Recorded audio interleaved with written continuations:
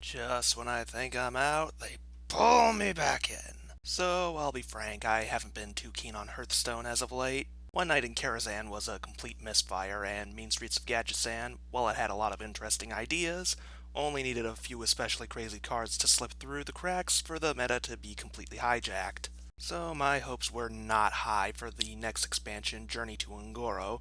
I don't care how many dinosaurs you got for me, I'm just looking for an excuse to drop this game and just start playing RuneScape Legends. Well, Blizzard decided to come out swinging with this new expansion and has announced 3 game-changing additions to the game right out of the gate. First are the Elementals, which are a new minion type. We haven't had a new minion type since the mechs in GVG way back in 2014, so this is definitely welcome. Granted, we currently don't have any cards that work off of the Elemental tag as of yet. All we know is that a bunch of existing cards are going to be updated to have the Elemental tag. Cards like Magma Rager, Arcane Anomaly, Alakir, and even wild cards like Neptulon, so wild elemental decks ought to be very interesting. Plus, with the focus on elementals, maybe we'll finally get a Therazane card?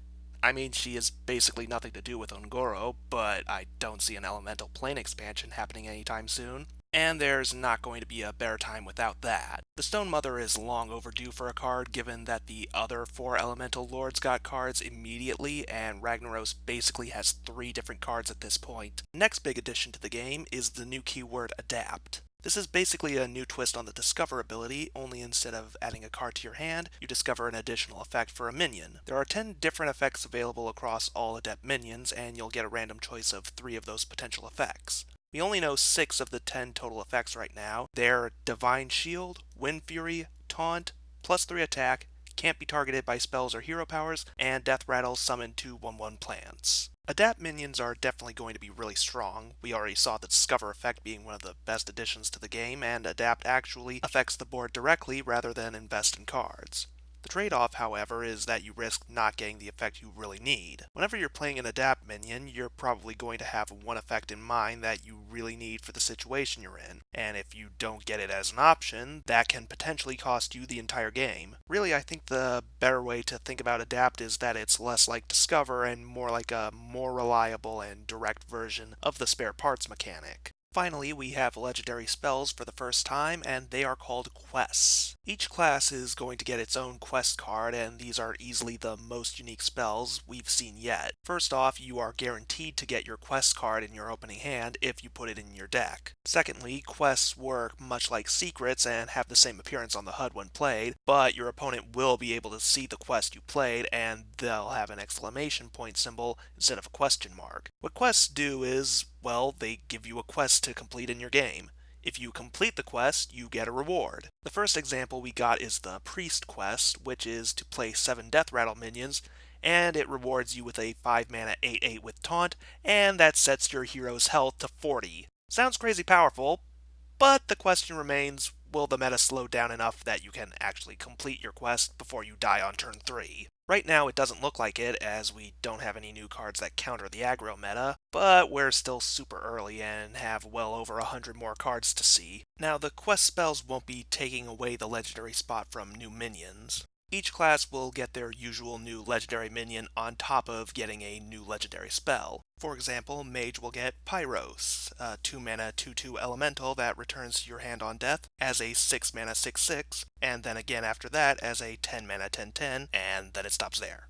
So, certainly carries that flavor of being a phoenix constantly rising from its own ashes, but it's still not a very exciting card to see these days. If this debuted a lot earlier into the game's life, it would have been a pretty cool sight, but these days it just looks like a poor man's Jade Golem. Granted, it is an elemental, so there is endless potential on this actually being a lot better than it looks on the surface as more cards get revealed. However, until some synergy shows up, verdict's going to sit at below average. The last new card we know about right now is Volcano, a new shaman spell that deals 15 damage, randomly split across all minions. It costs 5 and overloads 2, and it can damage your own minions, so you have to be careful on when you use it. But it definitely looks like a good comeback card for when you fall behind on the board. You just need to be careful on what decks you put it in and how you set up the board, and this can be an incredibly valuable card. One last thing worth noting is that this expansion looks like it will be introducing a new turtle race into Warcraft. The official website has this image teasing a new race, and the debut cinematic also has some cards of this new race. Whether or not this is something that will actually be adopted into Warcraft lore proper is anyone's guess given how much Hearthstone plays around with the actual canon, but stuff that started out as just cards has been brought into the official lore before, so this could be a major move for the Hearthstone team. So that's everything we've got so far. Unguro has managed to rebuild my interest in Hearthstone with just 4 cards, so we're definitely off to a good start.